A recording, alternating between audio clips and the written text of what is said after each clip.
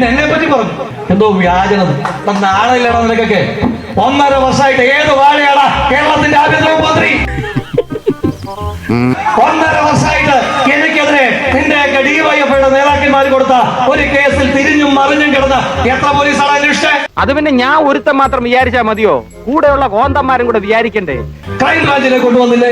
എത്ര കേരള പോലീസിനെ കൊണ്ടുവന്നു? ഇങ്ങനെയൊക്കെ ചോദിച്ചാൽ ഇങ്ങനെ ഒരു നാണവും മാനവും ഇല്ലാതെ വ്യാജ വ്യാജ വ്യാജ എന്ന് കരയാനല്ലാതെ ഒരു FIR എടുപ്പിക്കാൻ നിന്റെയൊക്കെ ആഭ്യന്തര വാഴയ്ക്ക് കഴിഞ്ഞിട്ടുണ്ടോ? ഇതിലും ഭേദം പിച്ചെ എടുക്കാൻ പോയാ മതിയായിരുന്നു. അതുകൊണ്ട് ഈ കരച്ചിലൊക്കെ സൗകര്യം പോലെ ചങ്ങാതി പിണറായിലെ വീട്ടിൽ വരുമ്പോ നിന്നെയൊക്കെ അകത്തേക്ക് കയറ്റി നോക്കി. ഇനി ഇവിടെ നോക്കണ്ടതല്ല, ചോദിച്ചു കഴിഞ്ഞാൽ പല്ലുവേനെന്ന് പറഞ്ഞാൽ മതി.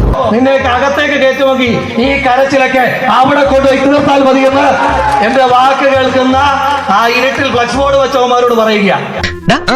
കിട്ടിയാ? ഇല്ല, ചോദിച്ചു വാങ്ങിച്ചു. പോവാ.